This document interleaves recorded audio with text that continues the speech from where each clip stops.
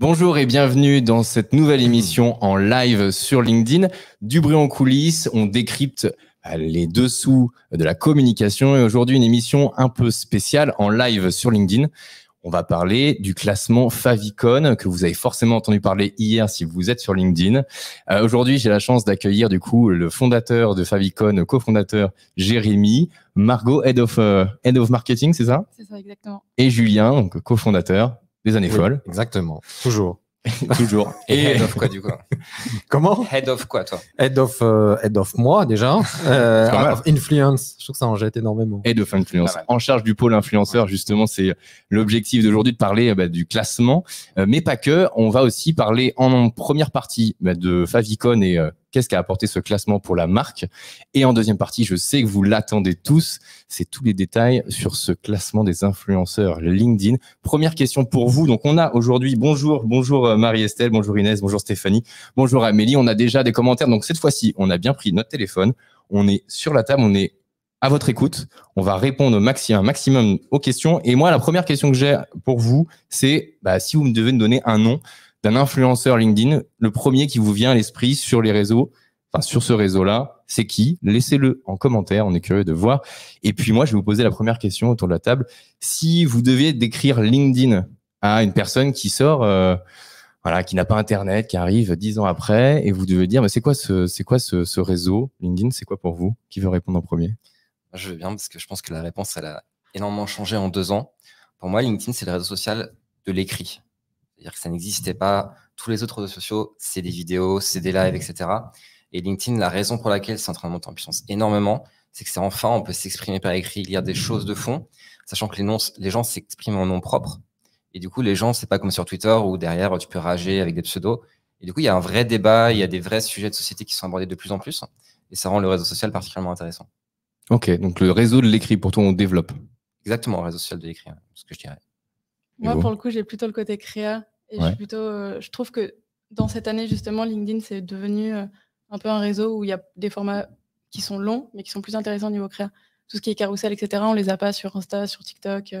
On peut avoir pas mal de créa sur YouTube, mais LinkedIn, de plus en plus, on a plein de formats différents. Et c'est ça qui fait un peu aussi la force du réseau. Donc, créa, diversité de contenu. Ouais. Ok. Et toi, Julien? Alors, juste avant de répondre, je crois qu'il faut rester jusqu'au bout parce qu'il y a une annonce particulière. Ouais. Toi, tu me devances. Là, je pensais que c'était non, mais du coup, à dire en amont. Il y a une bombe à la fin. Oui, il y a une bombe. Il y a un nom qui va être lâché. Non, pas du tout. Restez connectés. Restez connectés. Non, je partage en fait ce qui a été dit. Je trouve que l'intérêt pour moi de LinkedIn, c'est que non seulement on s'exprime en son nom propre, avec un parcours, une histoire et une expérience, c'est ce qui fait la singularité, mais aussi le contenu, on peut aborder, je trouve que c'est le réseau, on peut aborder une pensée complexe par écrit, par des médias qui sont différents, notamment la newsletter qui a bien pris, je trouve, en ce début d'année, qui est une nouveauté. Évidemment, la Stories n'aura pas fait un long feu sur LinkedIn, mais en revanche, la partie effectivement carousel, articles et newsletter, je trouve que c'est vraiment une des spécificités sur LinkedIn. Je partage ce que dit Jérémy. Ok, newsletter, effectivement, moi je suis un grand fan de ce nouveau concept qui est vachement nouveau, qui est pas si nouveau que ça, mais en tout cas sur LinkedIn qui est tout nouveau et qui franchement fonctionne bien. On en avait parlé lors du dernier épisode. Merci pour vos retours. On va donc avoir une exclusivité, effectivement, tu fais très bien de le dire, à la fin de ce live, donc restez bien connectés. On va lancer la première partie, on va parler de Favicon et du classement. Je fais un petit clin d'œil à Rémi derrière. Rémi, jingle. La montée des marches. Donc, alors, la montée des marches, c'est quoi? C'est l'idée, c'est de parler justement de la marque Favicon pour commencer et comment vous avez eu l'idée en termes de stratégie, pour parler de stratégie de communication de Favicon. Comment est venue l'idée? Qu'est-ce que ça vous a apporté? Donc, ma première question, c'est finalement déjà, c'est quoi le classement Favicon? Parce que on va parler du concret. Qu'est-ce que le classement?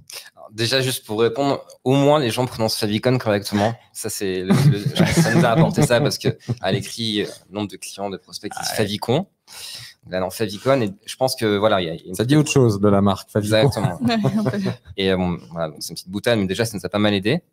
Le classement LinkedIn, en fait, c'est parti d'un constat qu'il y a de plus en plus de créateurs de contenu et que c'était extrêmement difficile de les identifier sur plein de thématiques. Et on s'était dit tout simplement avec Margot, et pourquoi on n'essaierait pas de les mettre nous en avant en utilisant notre méthodologie qui a fait ses preuves sur d'autres réseaux comme TikTok, YouTube, Instagram. Et du coup, on a décidé en octobre dernier de faire un classement en essayant de comprendre qui étaient les meilleurs actuellement sur LinkedIn. Et depuis un an, on voit que le LinkedIn a pris beaucoup d'ampleur il y a de plus en plus de créateurs qui viennent et du coup, à chaque fois, on va de plus en plus loin. Est-ce que vous avez des anecdotes à nous partager au démarrage, parce qu'on en parlait tout à l'heure rapidement, mais comment est venue l'idée d'un coup de se dire sur LinkedIn, on veut faire un classement parce que ça n'existait pas vraiment avant? En te rasant le matin, c'est ça? Tu dis, sous la douche, tu dis, c'était ça, hein, c'était un peu ça, Jérémy. C'était un peu ça, en fait. Jérémy est arrivé un matin et il m'a dit, j'ai une idée. Il faut absolument qu'on analyse les influenceurs LinkedIn, il y a des pépites, il y a des choses à regarder, etc. C'est qu'en fait, sur LinkedIn, c'est toujours les mêmes noms qui revenaient.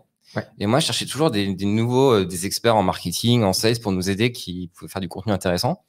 Et au final, à l'époque, tu avais Gambato, Mignot, des gens qui étaient là depuis longtemps. Et en fait, on s'était dit, mais moi, j'avais vu passer dans le feed des posts hyper intéressants et je me suis dit, comment on pourrait faire pour que les gens aussi découvrent ces nouveaux créateurs. Et c'est comme ça que m'est venue l'idée en disant, nous, on peut le faire parce que de toute façon, notre business, on est neutre. On est là pour permettre aux gens de savoir quelle est la qualité d'un influenceur sur un réseau social. Donc, on utilise notre Favicon, on utilise notre méthodologie, on le fait sur LinkedIn, tout simplement.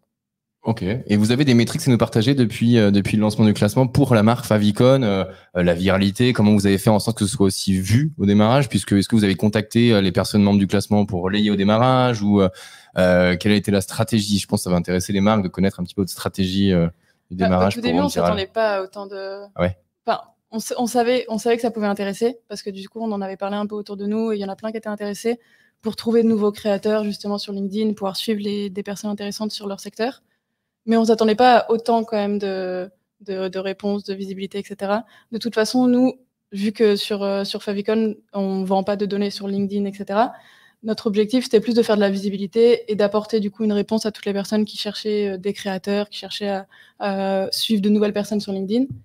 Mais on ne s'attendait pas autant. Quand on a lancé le premier, on était assez surpris. Et depuis, ça fait qu'augmenter à chaque fois. Et à chaque fois, on met de plus en plus de ressources parce qu'on veut vraiment donner une réponse pertinente. Alors, je vais dire un truc, voilà, pour que vous ayez votre argent, ça reste entre nous. Mais c'est vrai que la première version de l'Observatoire en octobre l'année dernière était quand même beaucoup moins précise. On avait moins de data, on avait moins de détails. C'est ce qu'on s'est dit aussi. C'est pour ça que vous n'étiez pas dedans. Oui, c'est ça. Je me suis regardé, je me suis dit, mais c'est pas précis. C'est pour ça. On aurait été dedans au premier, on aurait trouvé ça bizarre aussi. Exactement. Et du coup, notamment, il y avait une vraie prime au nombre d'abonnés à l'époque. Donc, il y avait des mecs qui étaient dedans qui avaient 50, 70 000 abonnés. Okay. Parce qu'en fait, il faut savoir que sur LinkedIn, ceux qui sont là depuis le début, il y a un vrai first mover advantage. Ils ont accumulé des abonnés. Aujourd'hui, ils font 3 likes et 4 commentaires. Dédicace à ceux qui nous écoutent, surtout. Ouais, mais d'ailleurs, je suis très bien de rebondir parce que bonjour à tous, parce que vous êtes nombreux et nombreuses à commenter. On parle Karina, Florence, Christophe, Stéphanie, Amélie. Et Nora forcément est là, Amélie, Inès. Donc il y a du monde qui vous écoute. Ça, j'ai pas eu de prénom dans mes DM là-dedans. J'ai pas tout hier. Ah, t'as des insultes. Non, mais oui, t'as des DM qui arrivent. Ah oui, mais DM, on doit aimer, oui, parce que lancer un classement en termes de stratégie de communication, on doit vous aimer comme vous détestez, quoi. Parce que si on n'est plus en classement, à partir du moment où tu notes des gens, ça repasse Favicon. Exactement. Ah oui, c'est peut-être ça. Ouais. Ça peut être ça. À partir du moment où tu notes des gens, forcément, tu vas cliver et en plus, tu touches à l'ego. LinkedIn, c'est un réseau qui est tellement basé sur l'ego des gens parce qu'au final, notre classement, est-ce que vraiment il y a un impact derrière? Je sais qu'il y a un petit impact pour ceux qui sont dans le top 10, dans le top 20. Au final, ça reste purement de l'ego. Moi, on revient à une petite anecdote. La première version qu'on a lancée en octobre, il y a quelqu'un qui est dans le classement qui n'était plus à la deuxième version parce que, comme je dis, on avait plus de data et c'était pas légitime qu'il y soit. Et quand j'ai sorti, il m'a envoyé un message un samedi soir à 22h en me disant, Jérémy, il y a eu un bug. Je suis pas dans la mise à jour. Et on parle d'un père de famille, 50 ans, richissime. Il y a des commentaires, il y a des gens qui non, mais après, il peut chercher le nom. Oui, mettez les noms. J'ai Romain qui me dit, let's the conversation avec un influenceur. Oui, c'est bien. Et on vous fait oui si c'est le bon. Non, mais moi, j'étais en soirée, je reçois ça, non, mais qu'est-ce qu'on fout? T'es une boîte qui cartonne, tu t'en fous d'être dans le classement Favicon ou pas. Et c'est vrai que ça touche vraiment à l'ego. Forcément, du coup, tu te fais détester derrière, quoi. Mais bon, après, il y a beaucoup de gens la grosse majorité des gens adorent l'initiative, ils ont compris c'était quoi l'intérêt. Et globalement, on a eu plein de messages de soutien depuis hier, quoi. Ça vous, pour finir sur cette partie-là de Favicon et de la marque avec le classement, ça vous a rapporté beaucoup de visibilité dans le sens business aussi? Plus visibilité de manière générale, parce que de toute façon, comme je dis, LinkedIn n'est pas sur la plateforme. La noto, quoi. Après, voilà, de la notoriété, parce que nous, on vend notre outil principalement à des social media managers, à des personnes qui travaillent dans l'influence, etc. Parce qu'il y a des qui sont drôles. Excusez-moi, ça y va. Forcément, ça permet de faire beaucoup de notoriété sur LinkedIn, qui est le réseau social le plus important pour nous de toute façon. Ok, en termes de business, pour aller chercher les décideurs qui vont être abonnés à Favicon demain, quoi. Donc c'est pas en fait finalement les influenceurs qui font votre business, mais ça permet de créer de la viralité pour parler aux social media managers ou aux directions marketing pour connaître le produit, quoi. On a un très fort brand name grâce au classement. C'est-à-dire que les gens en France connaissent le nom Favicon. Tout à fait. En très grande partie grâce au classement. Maintenant, c'est vrai que là où je pense qu'on n'a pas été excellent, c'est dans la transition derrière pour la conversion. Parce qu'on s'est retrouvé avec plein de gens, parce qu'on parlait ensemble, qui voulaient faire du B2B, et vous en savez mieux que moi. Enfin, il y a énormément de demandes de marques qui veulent trouver des influenceurs B2B, travailler avec. Et du coup, elles prenaient des démos, elles venaient avec nous, et en fait, elles se rendaient compte, non, nous, c'est pas notre business. Et du coup, on a eu énormément de leads, en fait, perdus dans le vide. Et là, ce qu'on a essayé de faire justement avec ce classement, avec l'annonce qu'on va faire, avec tout ce qu'on va faire derrière, c'est justement là de mieux convertir et de capitaliser sur toute cette visibilité. Après, il n'y a aucun regret à avoir. Hein. Ça a été pour nous extraordinaire. Ça a été hyper intéressant. Et excuse-moi de te couper, mais pour revenir à ta question tout à l'heure, si je devais conseiller quelque chose, c'est en fait, nous, on a apporté de la valeur avec ce classement. C'est-à-dire que les gens, il y avait un vrai besoin d'identification. Et c'est pour ça que les gens, tout simplement, l'apprécient. Donc, si vous voulez faire du marketing, en fait, il ne faut pas juste faire du marketing, il faut apporter de la valeur. Et à partir du moment où vous apportez de la valeur, derrière, les retombées sont positives quoi qu'il arrive. Oui, c'est vrai.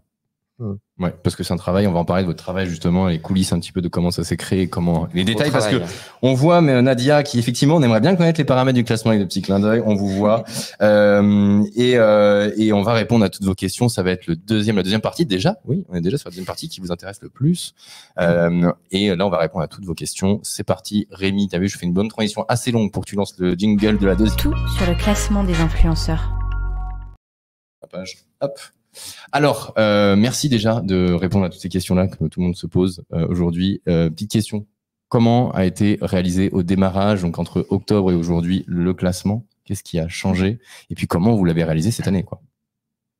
Tu veux commencer? Question large. Hein. Vous avez 1 minute.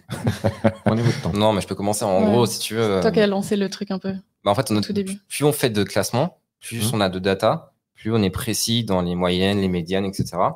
Et puis, on apporte des réponses précises sur ce qui est vraiment un influenceur sur LinkedIn aujourd'hui. Donc, on a littéralement maintenant des milliers de profils qu'on a identifiés en amont. On a une base de données, en fait, si tu veux, qu'on ne fait qu'alimenter et qui nous permettent derrière de suivre les performances et derrière c'est tous nos algorithmes pour derrière mettre une note Favicon. Ce qui a été le plus long, c'est quand même toute la partie méthodo et après analyse. Exactement. Parce que c'est ça qui est le plus intéressant. Déjà, la méthodo, parce que c'est ça qui va donner le score et qui va donner le classement. Donc, c'est super important. Et ensuite, l'analyse, parce que ce classement, nous, ce qui nous intéresse aussi, c'est de voir comment ça évolue sur LinkedIn, comment les créateurs évoluent. Et du coup, c'est l'analyse qui va être super intéressante. De savoir quel genre de profil, quels sont les domaines qui sont le plus écoutés, qui sont le plus sollicités, combien il y a de femmes dans le classement. Toutes ces choses-là, c'est ça qui est intéressant aussi. C'est pour ça qu'on a une grosse partie aussi analyse une fois qu'on a les données. On passe du temps à essayer de comprendre pourquoi ce profil, pourquoi un autre, etc. Et du coup, vous pouvez donner quelques éléments un peu complémentaires sur qu'est-ce qui a été privilégié ou qu'est-ce qui a une valeur plus importante? Est-ce que c'est les commentaires? Est-ce que c'est les partages? Est-ce que c'est la régularité? Tout le monde n'a pas forcément été dessus, une clé d'explication sur la page où vous avez le classement. Je sais que certains sont précipités, mais vraiment, il y a une page qui explique un peu quand même la méthodologie. Mais est-ce que vous pouvez donner quelques précisions sur la pondération? Comment ça se passe sur cette partie-là, pour le coup? En fait, si tu veux, dans l'influence en général, sur tous les réseaux sociaux, il n'y a pas un critère qui domine les autres. Tu vois, pendant longtemps, par exemple, sur Instagram, c'était le taux d'engagement. En réalité, le taux d'engagement aujourd'hui n'a pas de valeur en soi s'il n'est pas accompagné d'autres critères comme le taux de croissance, le ratio de discussion, le nombre de commentaires. Enfin, tu vois, c'est des choses que tu mets bout à bout. Et nous, notre démarche depuis le début avec Favicon, c'est justement de prendre plein de critères et en les mettant bout à bout, en mettant à chaque fois une pondération, tu es capable d'avoir une note finale qui te donne une idée assez bonne de la qualité d'un influenceur ou non. En l'occurrence, nous, ce qu'on prend en compte, c'est comme tu dis, si tu étais dans la méthodologie, ça va être l'engagement, la croissance, mais aussi la discussion. Est-ce que l'influenceur est capable de générer beaucoup de commentaires? Donc, par exemple, nous, l'engagement, soit il n'est pas suffisant, on va regarder ce qu'il y a 98% de likes dans les posts de l'influenceur sur LinkedIn, ou est-ce qu'il n'y en a que 82%? Parce qu'en fait, quelqu'un qui fait 90%, 95% de likes, il y en a plein, ça veut dire qu'en fait, il y a des fortes chances que derrière, soit potentiellement, il y ait des pods, des choses comme ça. Ça veut aussi dire qu'il n'est pas capable de générer la discussion. Tu peux juste expliquer pour ceux qui... On va voir, j'ai une question dédiée pour ça, mais vas-y, tu peux commencer à anticiper. Des pods, c'est tout simplement des groupes d'engagement où des gens s'auto-like et s'auto-commentent tout leur contenu. Il y en a de plus en plus sur LinkedIn. Il y a même des outils qui existent où tu peux le faire de manière automatisée. Alors, ceci dit, on a quand même vu depuis 1 an moins de créateurs qui l'utilisaient. Je pense que c'est moins fréquent que ce que ça pouvait être il y a encore 1 an ou 1 an et demi. Automatique, oui. Oui, automatique, en fait, je pense que oui, je comprends. Oui, ça a oui, changé, le mode de fonctionnement a changé parce que je vais être direct, mais les bourrins sont fait griller, quoi, par les outils, je pense, par LinkedIn, joliment etc. dit, je Donc, trouve. ouais, c'est dit avec beaucoup de finesse. Et je pense que maintenant, c'est un peu plus subtil, je dirais. Alors, en fait, plus travaillé. En fait, je vais être honnête avec vous. Moi, ça me choque pas qu'il y ait des gens qui sont entre eux, qui se connaissent. De l'entraide, oui. Qui fassent de l'entraide. Tu vois, nous, chez Favicon, on a un groupe, on est 12 personnes. Bah, moi, je fais chier tout le monde. Non, tout le monde like dans ta boîte. J'avoue. C'est horrible. Est-ce que vous pouvez liker? Alors, je n'exige pas, hein. Je dis, si le cœur vous en dit, n'hésitez pas à liker, n'est-ce pas, dans la boîte. Ceux qui n'ont pas liké sont plus là, quoi. Le tyran. Il demande à liker ses salariés. Conséquence, je ne crois pas. Après, on partage, voilà, on a un groupe où on partage toujours, dès que quelqu'un de l'équipe fait un post, on le partage, c'est naturel, etc. Après, il y a des groupes sur LinkedIn, des personnes qui ont des groupes avec beaucoup de personnes dessus. Avec des C'est peut-être centaines pas de le gens. même niveau. C'est l'industrialisation. Ouais. Après, à contrario, quelqu'un qui serait classé ou pas classé, qui dirait, voilà, moi, je veux demain, je suis pas dedans, je veux intégrer le classement. Est-ce qu'il y a 2-3 conseils qui ressortent par rapport aux créateurs de contenu que vous avez pu identifier? Et juste après, j'ai une question d'Inès. Vas-y, alors, en fait, rebondir à ça. En fait, on a réalisé que vraiment les bons créateurs, ceux qui font du bon contenu, n'ont pas besoin d'avoir des likes. Enfin, on n'est plus du tout en 2018. Je veux dire, si tu fais du bon contenu, ça va buzzer. Si tu comprends l'algorithme, ça va buzzer. Si tu fais du contenu de qualité régulièrement dans le temps, derrière, forcément, tu vas construire une communauté. Quand tu regardes le classement des 200 créateurs qu'on a mis en place, c'est des gens qui publient régulièrement, qui ont compris l'algorithme, qui répondent beaucoup à leur communauté. C'est très important. Ceux qui font juste des posts et qui partent, non, c'est pas ça qui marche. C'est vraiment, il y a un engagement. Oui, il faut créer une addiction. Par contre, quand tu dis des bons contenus, ça dépend après de la vision du bon que t'as, quoi. Et LinkedIn aujourd'hui, c'est 25 millions d'utilisateurs. Donc, qu'est-ce que t'appelles, tu vois, du bon contenu? C'est plutôt du bon contenu par rapport à l'algorithme ou par rapport aux audiences. Après, j'ai envie de dire, s'il y a une audience pour ce type de contenu, oui, il faut trouver son audience. À partir du moment où on a son audience et on sait ce qu'elle regarde et ce qu'elle aime, on peut faire du contenu adapté. Ouais, mais après, tu vois, il y a beaucoup de critiques sur la Facebookisation de LinkedIn. Moi, j'ai envie de dire, si les gens ont envie de voir des vidéos de chats sur LinkedIn, enfin, tant mieux pour eux. Après, moi, j'ai masqué plein de gens à l'époque de l'Observateur Favicon parce que leur contenu ne m'intéresse pas. Mais si ça intéresse des gens, bah, tant mieux, quoi. Oui, c'est pas tant le classement n'est pas un classement que vous, forcément, c'est pas forcément des créateurs que vous suivriez ou vous adoriez. Lead, si j'ai bien compris, hein, c'est le plus objectivement possible, prendre ceux qui ont le plus d'engagement et qui correspondent à la tendance du moment. Et c'est pour ça. Et on parle de volume, on parle de quantité. C'est-à-dire que là, c'est un classement qui classe ceux qui font le plus de vues, le plus de reach, et pas un classement objectif de est-ce que j'aime pas, etc. Donc, oui, bien sûr. Nous, on est 100% objectif. On se base exclusivement sur la data. Donc, à seule exception près on a enlevé ceux qui plagiaient. Donc, voilà, ça, c'est la data, elle ne peut pas le voir, mais nous, on l'a vu, donc on les a enlevés. Copypost a dû vous aider. Ils nous ont bien aidés, mais après, en vrai, c'est tellement grillé maintenant quand quelqu'un plagie. La personne qui a été plagiée, elle le voit direct. Du coup, ça fait des méga buzz, des bad buzz. Donc, nous, on le voit directement. Après, s'il y a quand même une chose pour ceux qui disent qu'est-ce qu'il faut faire pour être dans le classement, nous, on a vu quand même qu'en moyenne, sur le top 200, les créateurs, ils postent une fois par jour. C'est la moyenne. Donc, c'est-à-dire que si tu postes pas vraiment tous les jours, tu as peut-être moins de chance. Il y en a qui postent pas tous les jours, mais la moyenne, c'est quand même tous les jours. Donc, c'est vraiment un rythme très régulier.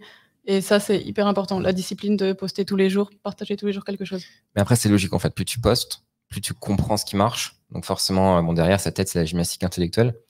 Et la deuxième chose, c'est que plus tu postes, plus tu as de chances que ton post, à un moment, il buzz, quoi. Donc, si tu postes 15 fois par semaine, tu en auras peut-être 3 qui vont buzzer. Et les posts buzz, c'est ceux-là qui vont t'amener une communauté, en fait. Et tu fais un post qui buzz, derrière, ça va te ramener alors là, j'ai abonnés. plein de questions justement sur comment après vous identifiez entre le buzz. Est-ce que vous prenez le total, la médiane, le calcul? Ça va être intéressant de regarder un petit peu en profondeur comment vous étudiez ça. Mais moi, je vous coupe parce que j'ai des commentaires et je veux vraiment que vous posiez des questions. Et si je les prends pas, en fait, vous poserez pas de questions, c'est normal. Donc moi, j'ai une question et c'est marrant que tu poses cette question-là. Là, c'est en l'occurrence Inès qui parle de comment vous faites votre veille, parce qu'on est directement dans le concret là, mais j'aimerais savoir déjà en amont comment vous identifiez autant de personnes, parce que c'est une question d'Inès, c'est vous passez en revue du coup des millions de comptes, ou en France, il faut regarder un par un, c'est un travail à la mano. Enfin, comment vous faites ça? Ça va intéresser les gens, parce que sans doute qu'il y a dans le classement des gens qui me disent je suis là, vous m'avez pas vu, vous m'avez pas vu. Est-ce que c'est possible? Il peut le dire d'ailleurs. Vous pouvez faire vous si c'est vous, mais ouais, je pense que ça va être intéressant pour dire comment vous avez, parce qu'il y a tellement de monde quand même si c'est plus petit que Twitter et qu'Instagram en termes de créateurs de contenu sur LinkedIn, on le sait. C'est combien de personnes d'ailleurs maintenant sur LinkedIn, vous savez, en créateur de contenu, à peu près? Vous avez un chiffre ou pas? Alors, en utilisateur, c'est 25 millions. Je crois t'inscris à LinkedIn. En créateur de contenu. En pourcentage, vous avez pas à peu près combien Alors, à vue de nez, de ce qu'on a vu, de ce qu'on a suivi, je dirais, allez, 10-15 000 personnes qui publient de temps en temps sur LinkedIn. Ok, c'est très peu, du coup. C'est très, très peu. Mais en fait, il faut comprendre que LinkedIn. Il y en a beaucoup qui sont dessus et qui postent pas, en vrai. Communauté passive, mais encore, exactement. Ça change, mais oui. Ça change parce qu'en fait, tu engages ton nom, tu engages ton entreprise. Et beaucoup de gens ont très, très peur de publier sur LinkedIn. Il y a un vrai phénomène d'autocensure, en fait, ce qui fait que, et ça répond à ta question, c'est que pour nous, c'est facile de faire de la veille, puisqu'au final, des gens qui publient, il y en a relativement peu. Après, on a mis en place des mécanismes, voilà, que je peux pas non plus trop détailler, automatisés, qui nous permettent derrière d'identifier dès qu'il y a des posts qui buzzent, dès qu'il y a des posts qui font des vues. Bam, le créateur est pris en compte. C'est des alertes, quoi. Que vous avez. Système d'alerte qui nous permettent derrière d'être sûr qu'on passe pas à côté de profil. Même Donc ça veut dire potentiellement, alors c'est une Après, question. ça peut arriver. Voilà, est-ce que ça peut potentiellement une personne qui a jamais fait un énorme buzz, mais qui fait des contenus très réguliers, mais d'une manière, tu vois, un reach linéaire, si je puis dire, lui, il peut ne passer en dehors de votre c'est très peu probable, mais ça peut arriver. Il peut y avoir des failles. Nous, encore une fois, c'est un classement. Mais derrière, on essaie de donner de la valeur.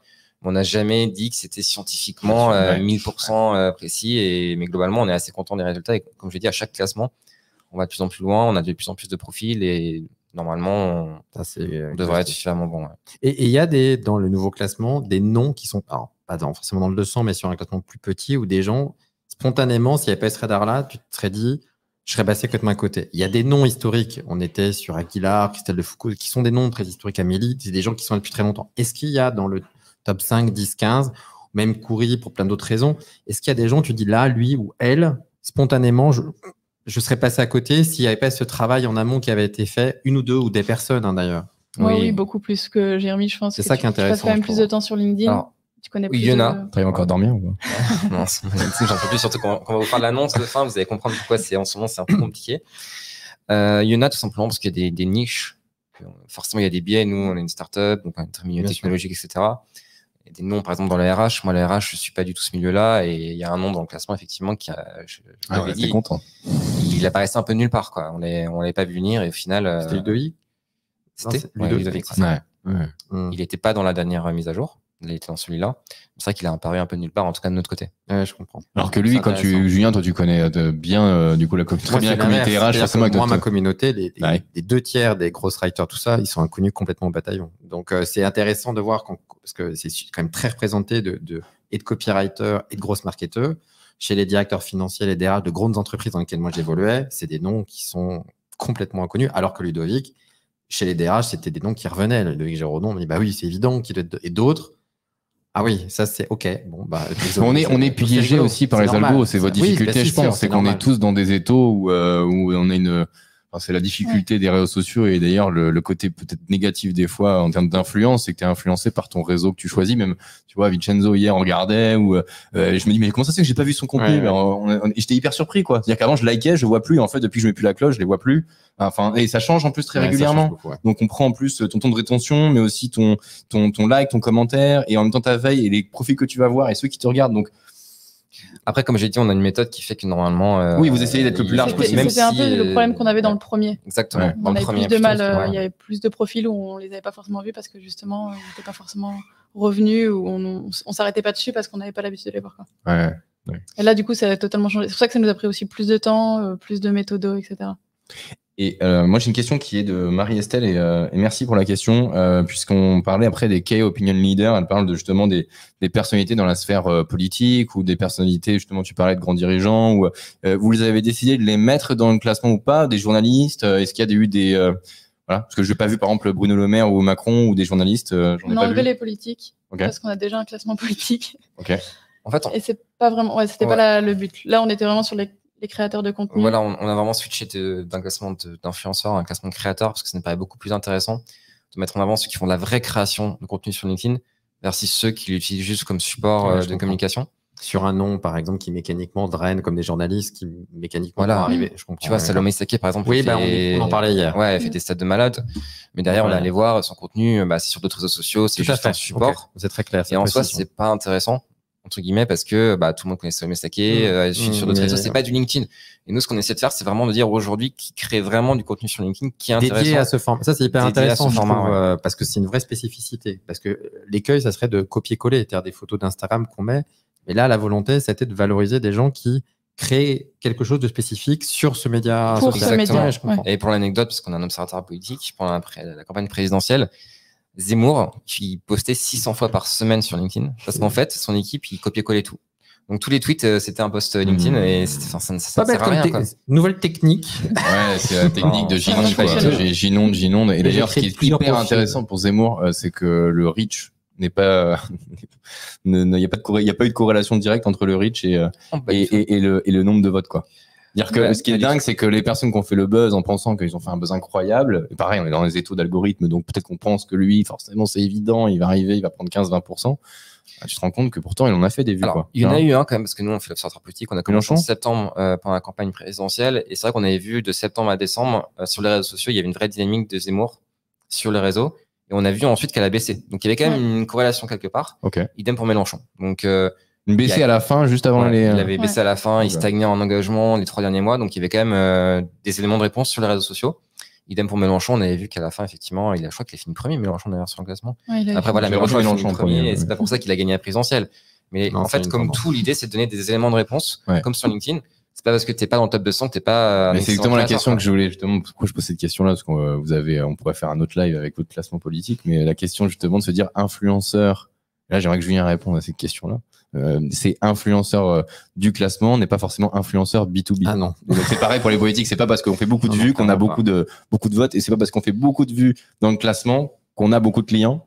Ou qu'on va attirer une communauté qui va ramener du business. Ça, c'est sûr. Alors l'un n'empêche pas l'autre, mais j'aimerais bien avoir ton mot là-dessus. Ouais. Oui, c'est pas si mécanique. On a eu d'ailleurs l'occasion d'échanger. Je pense qu'il y a une prime, en tout cas pour notre business à nous, qui est de communication d'influence avec des entreprises.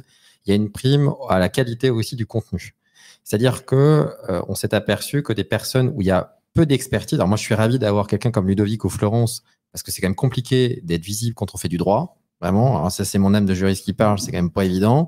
Ou du management, c'est un peu plus facile D'ailleurs, il y a parfois des postes où je trouve que c'est assez copier-coller, et on s'est aperçu que les marques, elles avaient besoin à un moment donné de dire ok, mais c'est quoi cette spécificité? Est-ce qu'il va toucher plus des financiers? Est-ce qu'il va toucher plus des RH? Est-ce qu'il va toucher plus des freelances?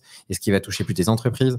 Et parce que dans la mécanique, on teste souvent des profils pendant 2 mois et après on voit ce que ça avance.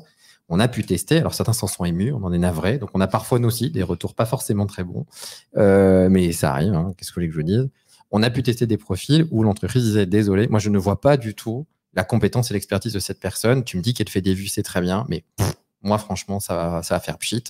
Et c'est vrai que on a des personnes qui sont hors classement, qui marchent très bien. Alors un exemple qui est dans le classement, mais c'est Flaubert cette année et on en est très content, c'est un ancien DRH, et naturellement pour des entreprises, l'effet waouh, même personne qui va communiquer sur du storytelling RH va susciter un peu moins d'effet waouh par l'entreprise qui va dire, elle va parler d'un produit qu'il va pas maîtriser. Et c'est vrai que ça fait une différenciation entre la personne qui fait des vues ou qui fait du buzz sur des choses très rigolotes ou on a dit son lui petit chat, mais ça peut être un petit chien aussi. Enfin, un enfant demain. Ou parfois, on a des trucs là sur... désolé, c'est un peu un coup de gueule aussi, mais enfin. Allez, vas-y. On lâche tout là. Du machin qui a une maladie incurable, du décès de mon proche. Un peu plus. Hein. Je suis au bout de vraiment, je me les abonne automatiquement parce que ça fait de la vue. Et je pense que s'il en fait 4, 5, 6, parce que c'est un peu comme les mots quand on était petit, où mon grand-père est mort, moi, il mourait plusieurs fois. Certains, je me dis, c'est pas possible, il ressuscite plusieurs fois dans l'année. Enfin, il se passe quelque chose. Il va me faire 4. Alors, il va faire évidemment au bout du bout 4 millions, 10 millions, 50 millions de vues. Mais pour nous, l'entreprise, elle se dit, moi, je veux pas être associé à ça. Alors, c'est ça la différence. Sur nous. Ça dépend des catégories, parce que quand tu regardes le top 10 RH, c'est quand même globalement du sérieux, quoi. Dans le top 10 RH, c'est pas des gens qui vont montrer. Il y a Ludovic et Flaubert chez nous déjà, donc oui, on va dire oui. C'est un piège. Oui. Sur des fonctions HR, je les ai plus tous en tête, pas tout à fait précis à tort. Moi, j'ai regardé très égoïste. Ce qui nous intéresse. Non, puis on connaît pas tout le monde. Dire que on a aussi on découvre aussi grâce au classement certains créateurs. On a mis en place une nouvelle catégorie, ça s'appelle culture et sciences. Notamment Marc Lefrançois qui est premier, c'est extraordinaire le contenu. C'est du contenu de fond, c'est des gens qui parlent d'histoire. Jamy aussi, j'ai vu. Il y a Jamy. Tu vois, c'est du contenu qui intéresse énormément, et LinkedIn, la démocratisation de LinkedIn permet justement l'apparition de ce type de contenu, parce que je sais pas, LinkedIn il y a 3-4 ans, c'était hyper chiant. C'était des gens qui disaient super, je suis le nouveau poste, t'as 10 likes parce que tu fais exit, et c'était fini, quoi. Alors oui, il y a eu il y a eu le. Oui. Et tu Il y a partages eu très fier d'eux, le très fier d'eux, j'avoue que c'est la phrase LinkedIn, tu vois. Moi, je le fais aussi. Très fier d'eux, on le fera après le live, très fier de ce live. Mais ça, c'est le mot LinkedIn, tu vois. Mais effectivement, c'est pas ça qui ramène du reach, on est d'accord, c'est pas ça qui amène de la valeur. Après, en fait, t'as un peu des deux, finalement, quoi. Tu vois, sur les classements, on devrait demain dire qu'est-ce qu'un influenceur, un créateur de contenu et un créateur de contenu B2B qui apporte de la valeur B2B, tu vois, sur le milieu du monde du travail, tu vois. Ouais, mais justement, je pense que l'avenir, c'est vraiment la création de contenu au sens strict et que utiliser LinkedIn comme support juste pour donner des news, etc., ça va devenir de moins en moins intéressant. À part faire une très grosse boîte et tout le monde like, quoi. Tu travailles dans une énorme banque et que tout le monde te dit c'est génial cette soirée. Ouais, mais est-ce que tu vas avoir 150 commentaires. Tu regardes les KOL, là, les top 10 PDG de Carrefour, etc. Au final, est-ce que c'est vraiment intéressant ce qu'ils produisent par rapport à... Je pense qu'il faut un peu de tout. Ouais. Il y a aussi ça, il y a créer du contenu qui va apporter de la valeur, etc. Mais des fois, créer du contenu juste pour partager quelque chose, et c'est pas toujours obligé d'être hyper spécifique, etc. Mais si on fait que du divertissement, c'est sûr que là, le compte devient un peu moins intéressant pour quelqu'un qui vient chercher, en tout cas, non, mais il y a une des niche, réponses Moi, je trouve ça, sur de la RH, etc. Karim Duval, il est très drôle, je pense que beaucoup le suivent, ou j'invite à le suivre. C'est très marrant, c'est fun, en plus, ça a sa place, ouais, clairement. Et donc, c'est pas du tout, c'est juste de dire que souvent, il peut y avoir une confusion nous concernant.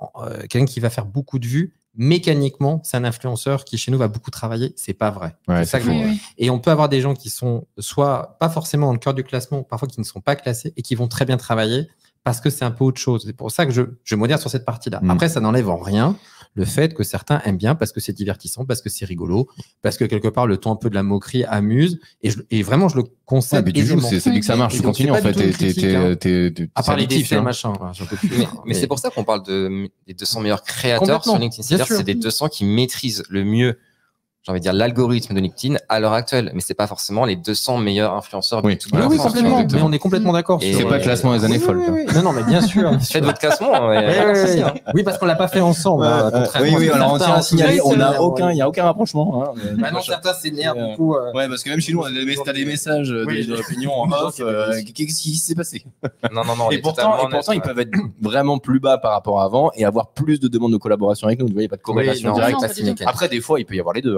Tu prends Ludovic, il a adoré des RH, donc forcément il y aura des campagnes et il est dans le top 20. Donc oui, là, il y a ça coche les deux cases. Mais voilà, nous en tout cas sur le business de l'influence marketing qui touche les cadres, les décideurs, le monde de l'entreprise, il peut y avoir une différence, une grosse ou une petite différence sur votre placement. Mais après, c'est vrai que c'est devenu aussi mais vous l'avez dit, finalement, on est arrivé d'un quelque chose il y a 5-10 ans qui était plus, on présente son CV, on fait du conseil emploi. Certains sont positionnés sur du conseil emploi et cette fois-ci, ça change.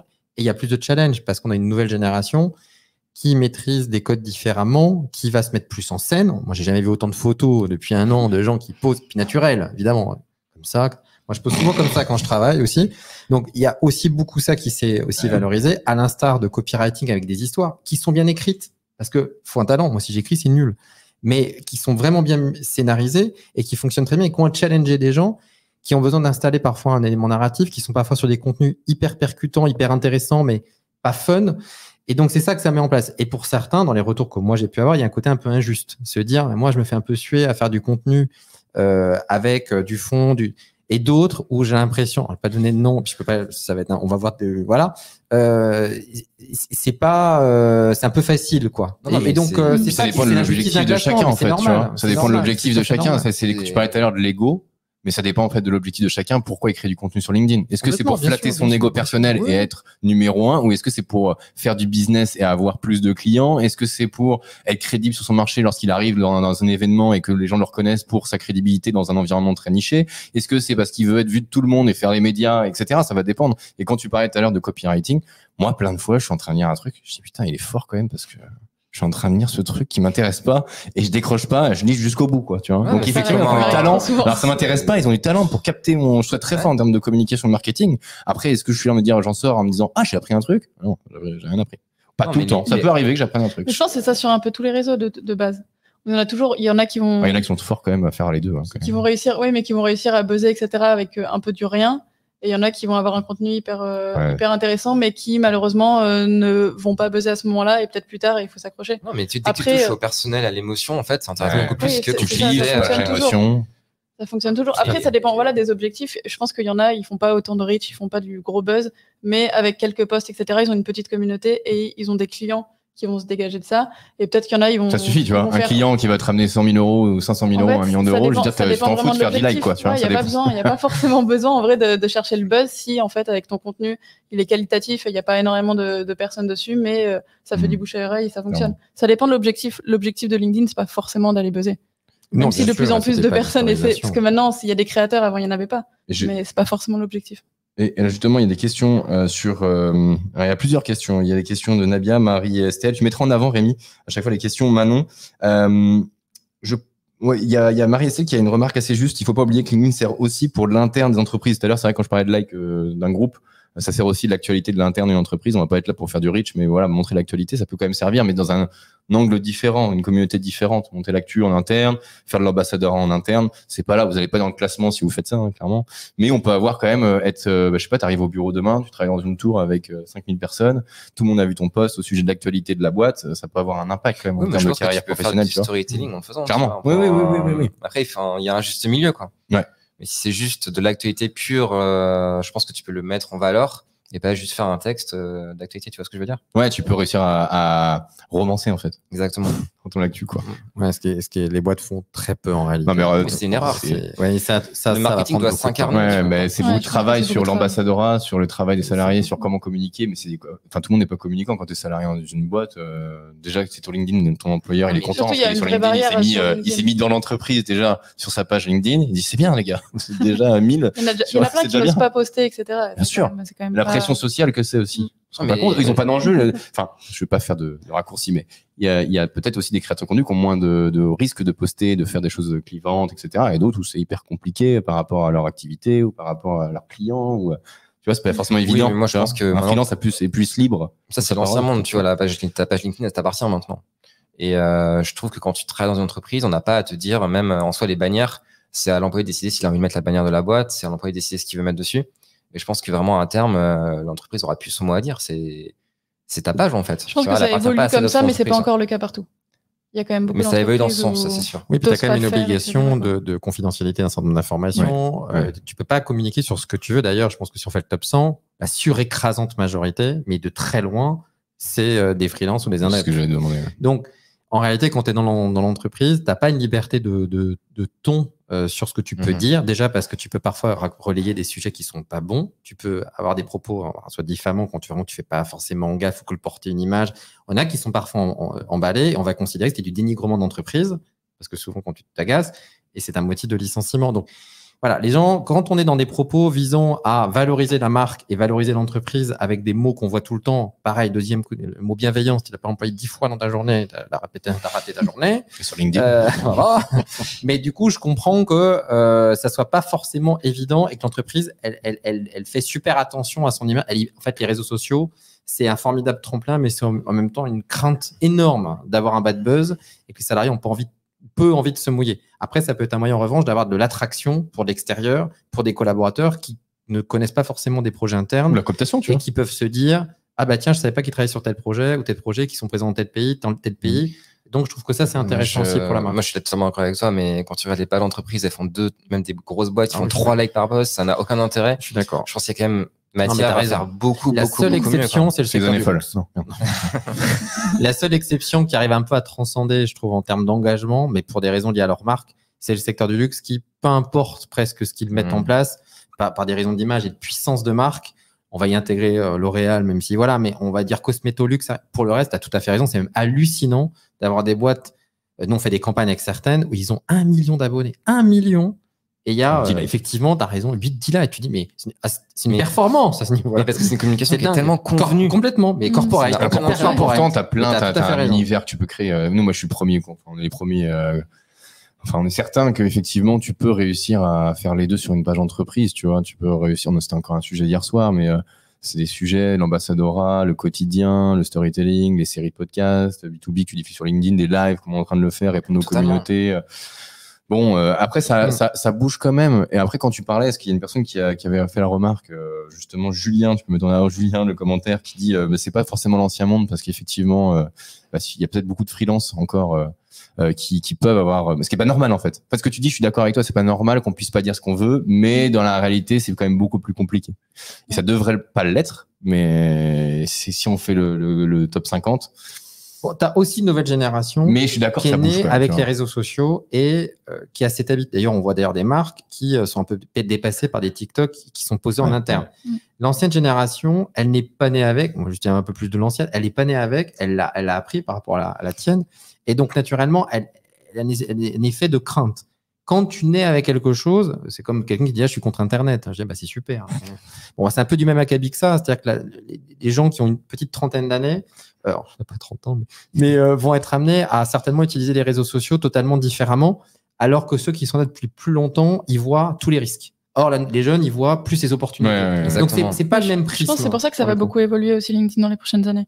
Parce que là, déjà, ça commence à évoluer, mais toutes les personnes qui ont l'habitude de poster sur tous les réseaux, etc., en entreprise, pour l'instant, elles sont peut-être pas en entreprise depuis assez longtemps, certaines, pour oser, mais plus elles vont prendre de l'expertise, plus elles vont avoir envie de s'exprimer sur leur domaine, etc., et plus il y aura de personnes qui vont pouvoir s'exprimer sur LinkedIn aussi, qui vont oser, Bah, il faut et des qui vont exemples, imposer quoi, un tu peu vois. à leur Il à faut leur des entreprise. exemples, aussi des personnes qui fédèrent et qui disent ouais, c'est possible, on peut être ambassadeur de la marque et avoir un peu un ton, une liberté de parole.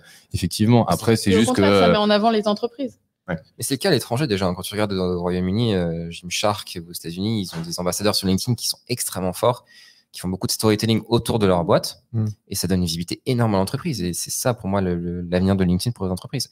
C'est s'appuyer sur même des petits créateurs, des employés qui postent, qui font des vues, C'est et une derrière, advocacy, comme on dit. Ouais, exactement. Ouais. Mais moi, enfin, je donnerai aucun nom, mais j'ai eu des anecdotes quand même de salariés qui ont communiqué des choses sur LinkedIn et qui se sont fait retoquer par le siège alors qu'il y avait rien de, tu vois. Ouais, mais C'est déjà arrivé, hein. faut changer d'entreprise.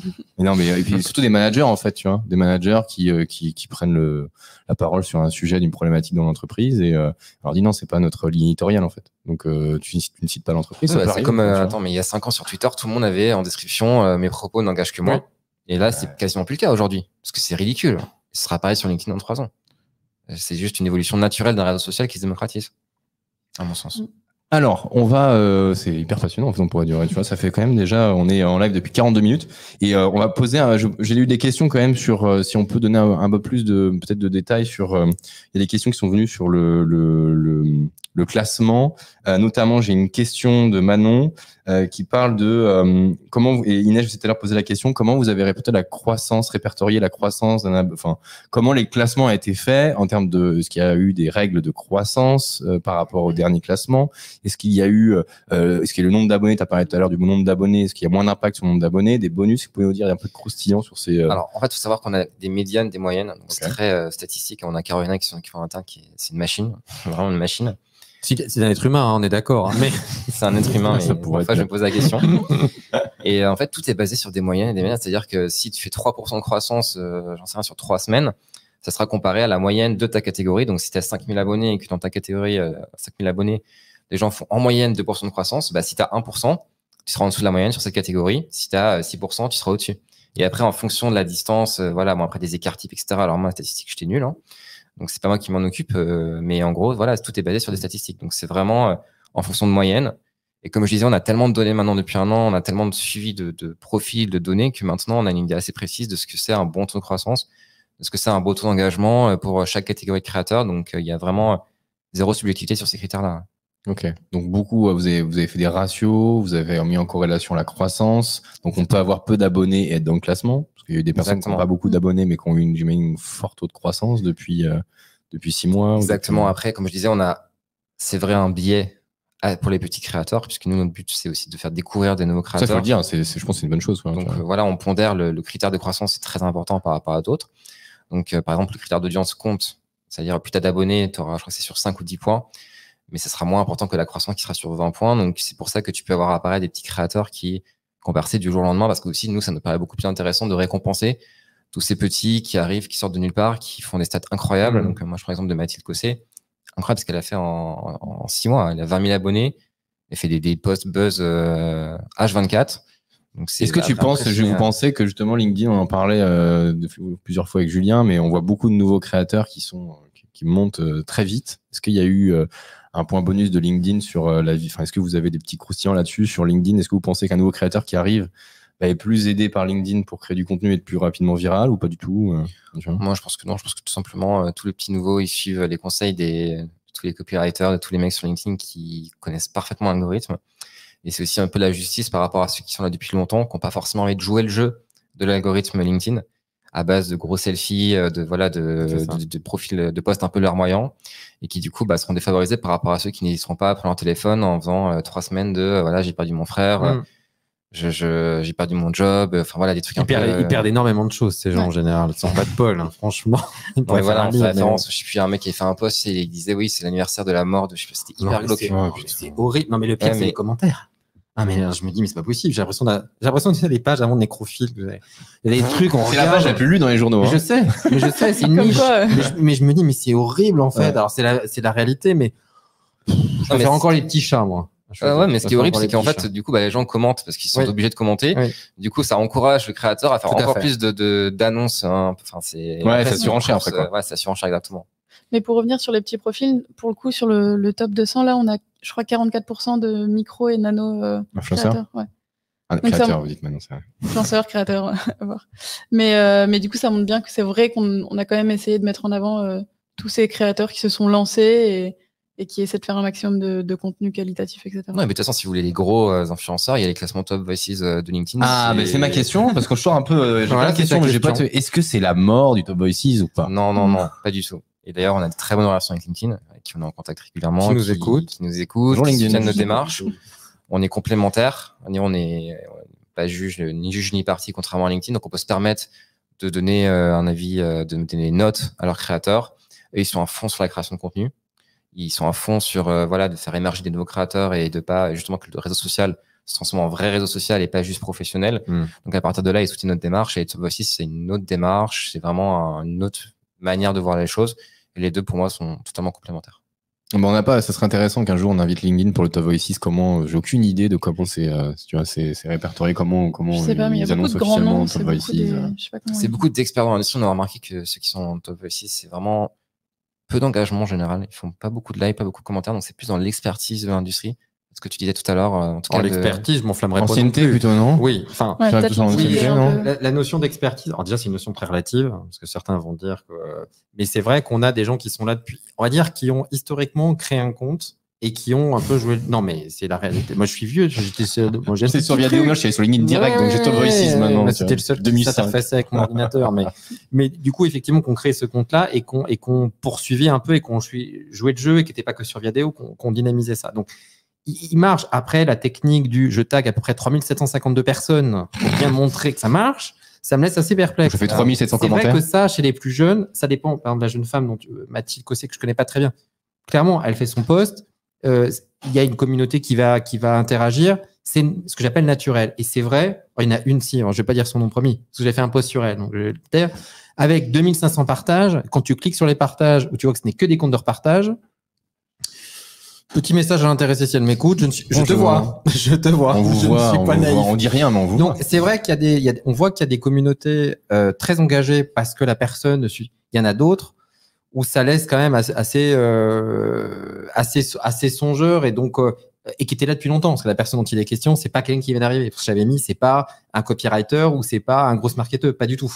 Donc, c'était quelqu'un qui est là depuis très longtemps et qui veut toujours se maintenir un peu à flot. Et donc, les techniques qui restent, c'est soit je trafique un peu le machin, ou effectivement je tag beaucoup de gens, mais je peux tout à fait concevoir que quand tu es là depuis longtemps dans un classement et que tu ne te vois plus dans le top 10, dans le top 20, moi aussi je veux dire je serais vexé ou je serais déçu. En fait, ce qui est hyper intéressant, c'est qu'on retrouve exactement ce qui s'est passé sur Instagram à l'époque, où tu as des gens qui sont là depuis longtemps et forcément au moment ils stagnent. Et du coup il y a une frustration parce que tu vois tous les petits nouveaux arriver, les créateurs. Ils font des collabs avec les youtubeurs, on a très bien compris le truc, ils font des collabs avec les jeunes, les anciens. Et du coup on s'est rendu compte que ceux qui trichaient le plus, en général, c'était les anciens. Parce qu'il y a une espèce de désespoir en mode, je vais acheter des likes, je vais acheter des abonnés. Parce que du coup, pour rester un peu à la mode, quoi. Donne des noms, sur LinkedIn. Il y a aussi une difficulté. Pour les anciens, j'ai l'impression qu'ils ont un peu une difficulté des fois de reprendre un nouveau contenu. De dire, c'est plus ce qui fonctionne, je vais changer de contenu. Et souvent, les anciens, ils ont du mal à se dire, OK, ce que j'ai fait avant, ça fonctionne plus. Je vais prendre un nouveau contenu complètement différent. Souvent, ils n'y arrivent pas et c'est pour ça. Ouais, ils changent tout. Et j'adore ce terme des anciens. Non, mais je sais pas, on dit ancien. C'est quoi un ancien? Romain va dire, tu peux mettre dans la voix, il dit, est-ce qu'on créerait pas un classement des gens oubliés par Favicon? Ça serait marrant. Vas-y, Romain, il y aura du monde, à mon avis. Non, mais ça, il y aura du monde. Est-ce qu'ils parleront après, tu vois? Je suis dans le classement des oubliés. J'y étais, mais c'était il y a longtemps. C'était en 1997. On était en francs à l'époque. Donc Top Voices, pour toi, pour vous, c'est autre chose, quoi. C'est autre chose. Mais on voit les invités, on vous invite, LinkedIn, pour parler de Top Voices. On est très curieux de savoir comment c'est fait. Moi, je suis très curieux depuis des années à savoir comment on répertorie les Top Voices. Mais oui, effectivement, on voit quand même des personnes qui sont là depuis longue date. Ouais. Tu vois, un truc, on voit rarement de tout nouveau qui arrive comme dans votre classement. Peut-être le nombre de personnes qui les suivent. Les abonnés, peut-être aussi. Ouais. À l'étranger, LinkedIn, ils ont des, alors je sais pas si c'était qu'en France, mais ils ont des nouvelles catégories de créateurs émergents. Donc, aux États-Unis, au Royaume-Uni, où là, justement, ils font un peu comme nous, finalement, ils mettent en avant des nouveaux créateurs qui vont passer. Donc là, sur ces choix-là, j'avoue, parfois, je comprends pas trop. Mais globalement, tu sens quand même qu'il y a une recherche de. Je rigole parce qu'Amélie me disent, les anciens vous disent, mais je ne parlais pas. Mais elle est encore dans le classement, mais il est dans le classement, Amélie. Non, mais après, c'est vrai qu'on échange aussi parce que c'est notre job de voir un peu ce qui fonctionne et ce qui fonctionne pas. Après, on y va pas. Mais si effectivement, et après je me trompe peut-être, mais je pense qu'il y a des créateurs qui vont toujours percer avec du content, avec du fond, et d'autres qui vont percer avec de quelque chose un peu plus de show et d'entertainment. Le milieu, j'y crois pas trop. Je pense qu'il va falloir choisir un peu son combat et que c'est un peu difficile et que je peux concevoir que se dire, moi, me mettre en scène sur des trucs un peu fake, j'ai pas envie. Donc, il va falloir que je trouve autre chose et l'autre chose, je l'ai pas encore complètement trouvé. Et j'entends que ça soit pas du tout évident, vraiment. Ce qui est en revanche bien, je trouve, dans le classement, c'est qu'on a vraiment des gens avec du fond, du contenu, du professionnalisme qui arrivent quand même à percer. Et c'est pas que des gens qui font du show ou à 357e, j'ai gagné mon million en 24 heures. Je vous explique comment avec le. C'est dingue parce que la semaine dernière, il gagne plusieurs millions en 24 heures, c'est formidable. Donc, j'en parlais hier avec un influenceur qui est dans le classement et on disait que c'était hyper intéressant parce que tu as quand même une toxicité vis-à-vis de tout ce contenu où tu as l'impression qu'ils gagnent tous 10 millions d'euros par an en bossant 10 heures par semaine. Et j'ai l'impression que c'est encore pire qu'Instagram. On voit sur LinkedIn, t'as l'impression que c'était pas comme ça. C'était pas comme ça. Même moi, je me sens comme une grosse merde parfois. Même ceux qui commencent en disant. Va voir le chiffre d'affaires, va creuser le chiffre d'affaires après derrière. On va regarder. Mais du coup, c'est un vrai problème. Et même ceux qui commencent en disant j'ai fait une erreur ou quoi, tu ouvres le post, tu lis le tout, à la fin. C'était pas une erreur. Ah oui. Un jour, j'ai laissé mes plantes crever, mais c'est pas du tout une faute, ça. Non, mais je suis d'accord. Franchement, c'est du storytelling. J'ai tout perdu. Avec un échec, parce qu'il faut quand même un petit échec. Mais quand tu regardes, tu dis, mais c'est tellement pas un échec. Non, mais tu vois, le storytelling, les histoires, et ça, c'est vieux comme le monde dans les Disney, etc. C'est toujours des histoires où, en fait, c'est un sismographe. En gros, tout va mal et puis ça revient. Et donc, en fait, ils ont employé les mêmes méthodes de copywriting, de storytelling. C'est une catastrophe. J'explique comment je m'en suis sorti et comment j'en suis ressorti plus fort. C'est classique, en fait. Mais après, ils l'ont fait de manière synthétique, textuelle, et c'est là où c'est fort avec le web où le temps d'attention est limité. Donc, il faut aller très vite. Et au début, c'est toujours une phrase du style, je vais mourir, mais en fait, non. Mais ça, c'est le conseil que j'ai à donner à ceux qui veulent partir sur LinkedIn. Vraiment, les 2 premières phrases sont fondamentales. C'est hyper important. C'est le plus dur de loin. Mais pour revenir à ce qu'on disait, en fait, l'écueil aussi, je sais pas si vous avez vu, mais il y a de plus en plus d'adolescents qui se lancent sur LinkedIn. Moi, j'ai vu 2-3 créateurs de 15-16 ans qui font des posts en mode, voilà, j'ai 15 ans et je gagne 10 000 euros par mois. Ah oui, ça, t'as dû le voir. J'ai vu. Bon, il y en a un dans le classement, du coup. Je vois de qui il est question. En fait, c'est du show. Ce que je comprends tout à fait de pouvoir dire ses propos, mais ça rejoint un peu les influenceurs de d'autres plateformes où ça devient un peu une mise en scène de soi-même, où à un moment donné, voilà, comment j'ai acheté mon sac Hermès parce que l'autre était ringard, j'avais acheté la veille, c'était la nouvelle collection. Bon, c'est vrai qu'il y a un côté, il faut en mettre de plus en plus. Et c'est le point qui me fait un petit peu peur, c'est jusqu'où ça va aller. Jusqu'où on va aller quelque part, c'est dans le voyeurisme. Parce que il y a un certain temps, on est quand même à des photos qui sont limites, franchement. Donc, c'est un peu, voilà. Et encore, t'as pas vu les États-Unis, c'est 100 fois pire. Oui, ça me rassure pas du tout. Pas du tout. Tu peux partir si tu veux, Julien. mais je trouve que c'est un peu ça. Et après, effectivement, donc, comment j'ai fait mon million en 24 heures, et on a envie de dire, OK, chiche, on passe une journée ensemble, mais en fait, il passe à autre chose. Surtout que parfois, on en voit certains. Parce que, évidemment, on se dit, c'est marrant, t'es un millionnaire, t'as une chambre de bonne, c'est rigolo. Donc, il y a un côté un peu décorrélé et en fait, par contre, ils sont pas dupes. C'est-à-dire que quand on échange avec eux, comme c'est des gens intelligents, ils disent, mais bah oui, c'est du fake. Bien sûr que oui, c'est du fake. Enfin, je veux dire, c'est évident que c'est pas vrai en soi. Donc, c'est cette mise en scène qui est une jolie mise en scène, mais dont forcément le contenu de fond, il glisse. C'est plus difficile. C'est pour ça que ceux vraiment qui arrivent à percer, et je pense, parce que nous écoute, mais indépendamment de ça, je trouve, percer sur du droit ou de percer sur des professions médicales. Je veux dire, chapeau, parce que honnêtement, teinté de jolies histoires, c'est hyper dur, quoi. Je trouve ça vraiment, d'ailleurs, qui est en finance? Quasiment pas. Des experts en marketing, pas growth, du marketing. Moi, j'en ai quasiment pas vu. Des communicants qui vont donner des types de communication, quasiment pas vu. La qualité, la sécurité. Bref, si je vais aller tous les grands corps de direction, il y en a très peu. Et c'est là, on en revient un peu à ce qu'on disait au démarrage. Les boîtes, quand elles nous appellent, elles veulent toucher ces gens-là. Je me dis, mais oui, mais quand tu fais de la qualité ou de la sécurité pour donner un peu de l'envie, ou donner un peu des choses intéressantes, c'est plus compliqué où tu sais que tu vas commencer et tu vas vraiment acquérir ton abonné un par un, quoi. Et pas par un buzz. Ou alors, c'est comme où tu vas commencer par un truc un peu j'enfonce des portes. J'ai failli mourir il y a 3 ans, je l'explique pourquoi. Et by the way, je suis responsable sécurité. Ah ouais, bah c'est un concept. C'est pas ce qu'on avait compris, nous. Oui, mais il y a quand même, je trouve, une tendance de fond de plus en plus de créateurs. Comme je disais, il y a une catégorie maintenant de culture et sciences d'influenceurs qui parlent vraiment de fond. Et c'était pas le cas il y a 1 an. Pour moi, dans 1-2 ans, tu auras de tout. Et c'est ça qui est la beauté de LinkedIn aujourd'hui, je trouve. Mais est-ce qu'ils n'ont pas employé une tactique finalement de se dire il y a peu de créateurs de contenu, donc du coup je vais essayer de toucher tout le monde, alors que dans les autres réseaux sociaux, on conseille dans le marketing d'aller dans une niche, tu vois. Et j'ai l'impression que les gens vont de moins en moins dans les niches, à part certains qui chapeau parce qu'effectivement dans le droit ou dans le RH, ils vont dans une niche tout de même. Alors RH c'est particulier parce que LinkedIn c'est quand même un réseau RH à l'origine, donc il y a quand même une grosse communauté. Alors quand on met RH, meaning, conseil salarié recrutement. Oui. Non mais c'est pas tout à fait la même chose. Ouais, mais je pensais à Ludovic par exemple, tu vois. Lui oui, mais ça est pareil. D'ailleurs il est passé généralement sous les radars. Ou les handicaps, parce qu'on n'a pas parlé, mais c'est un sujet sur l'inclusion qui est aussi un sujet extrêmement important, et tant mieux, il y en a qui sont... Il n'y a pas de catégorie inclusion, je crois, par contre. On a une catégorie sociale qui prend en compte sociale, pardon. L'inclusion. Oui, mais ce que j'ai vu, effectivement, Benjamin et Antoine, bien sûr, mais oui, ça prend aussi de l'importance, ça, c'est un sujet comme l'écologie. Enfin, c'est des sujets dont on d'ailleurs, l'écologie, c'est un des sujets qui est le plus demandé sur LinkedIn. Nous, en tout cas, c'est là où on a le plus de créateurs de qualité. C'est la catégorie la plus concurrentielle, et paradoxalement, une des moins concurrentielles, c'est celle qui parle de business développement. Ouais, la vente, concrètement, la vente, il n'y a pas beaucoup de créateurs de contenu qui parlent de la vente. C'est beaucoup plus sexy de parler de marketing. En fait, les gens font pas tant que ça en marketing. Non, mais en marketing, ils vont tous dans ça dépend ce qu'on appelle marketing, growth ou acquisition client. Mais là, si on parle de vendeur, par exemple, vu que c'est moins vente, c'est moins, les gens se copient, en fait. Donc, ils se disent, bah non, mais il y a plus de place en marketing que finalement dans la vente. Alors que je pense qu'il y a des créateurs de contenu. Je parle de la vente parce que c'est un milieu que je connais bien. Franchement, il n'y en a pas beaucoup, quoi, qui parlent vraiment de techniques de vente. Il y en a quelques-uns, mais pas beaucoup. Ce qui est intéressant, c'est qu'il y a des grosses différences entre la France, notamment, et les États-Unis. Aux États-Unis, la vente, c'est une des catégories les plus concurrentielles sur LinkedIn. Ça, c'est intéressant. Aux États-unis, pas en France. Clairement. Non, pas du tout. En France, mais parce que c'est moins glamour, j'ai l'impression aussi, ou je sais pas, dans le.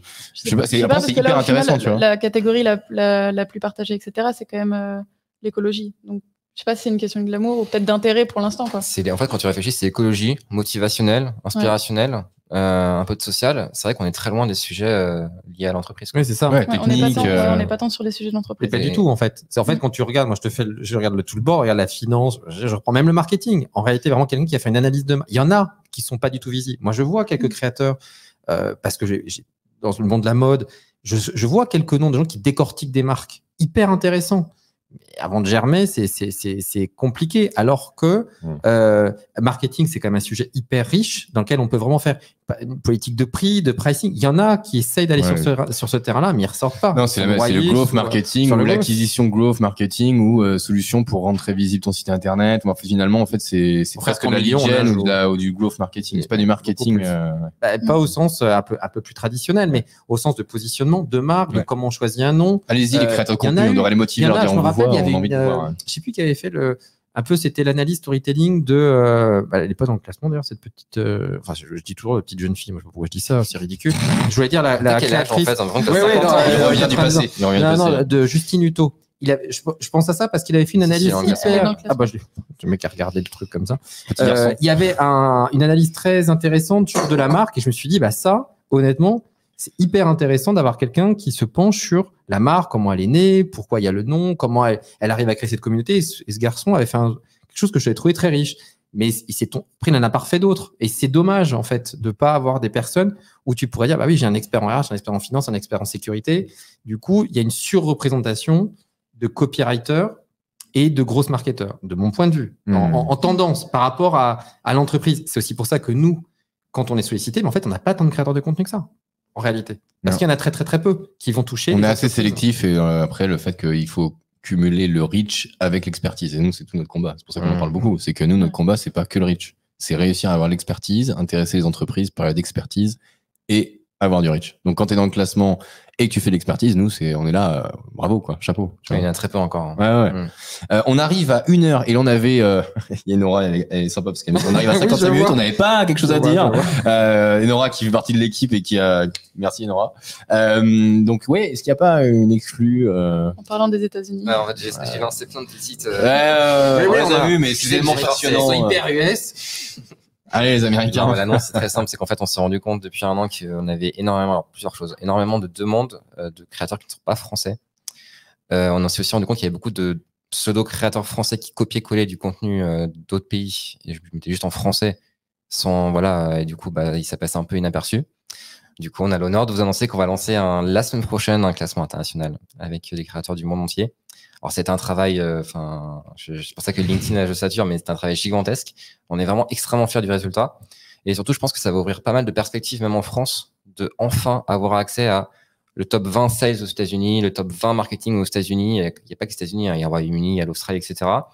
Et ça permettra, en fait, d'ouvrir de nouvelles perspectives, je pense, pour des gens. Parce qu'en France, en fait, t'es vachement dépendant des gens qui sont déjà connus, Thibault Louis, de gens comme ça, en fait. Et au final, ça permet vraiment, depuis qu'on suit ces créateurs américains et étrangers, ça permet vraiment d'ouvrir des perspectives. Donc, on a vraiment hâte de sortir ce classement. Alors, c'est quand? Tu peux redire la date précisément? À quelle heure? Mercredi prochain. Mercredi prochain, et l'heure, elle reste encore à Tôt le matin.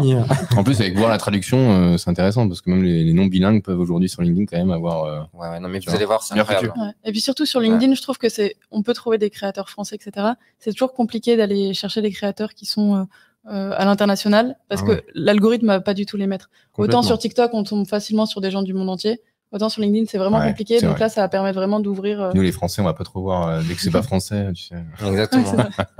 On peut aller en Belgique. Oui, en Belgique, en Suisse ou au Québec, quoi. Ok, donc, écoutez, mercredi, on va suivre. Bravo, on a de voir. Des points partagés. Et le même principe que le top 200. Exactement, le principe. Top 200 dans le monde, avec des catégories un peu différentes, puisqu'on les a adaptées. Et tu vois, il y a une catégorie Inclusion and Diversity. Ah, ok. Diversity, parce qu'il y a beaucoup plus de profils, notamment aux États-Unis. Ce qui va être important aussi, c'est l'analyse. Du coup, on aura une analyse qui sera vachement différente de la France.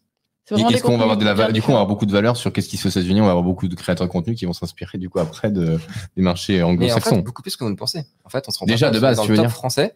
T'en as vraiment qui, moi, j'en ai vu plein qui, c'était littéralement pas du copier-coller, mais ils ont vu le filon aux États-Unis et ils copient, quoi. Sur YouTube, c'est la même chose. Oui. Sur YouTube, c'est la même chose. T'as l'homologue français-américain. Il faut même des collabs maintenant entre américains et français. Mais sur LinkedIn, c'est beaucoup plus fréquent que tu ne le penses. On le voit moins. Mais on est moins aguerri, en fait, sur LinkedIn. Et grâce à Favicon, vous serez aguerris parce que vous les connaîtrez tous. Eh bien, on est prêt mercredi. Suivez Favicon, suivez les années Paul. J'arrive même plus à le dire le nom. Je crois que les années Paul. Les années Paul. C'est inquiétant. Qu'est-ce que c'est que ce truc?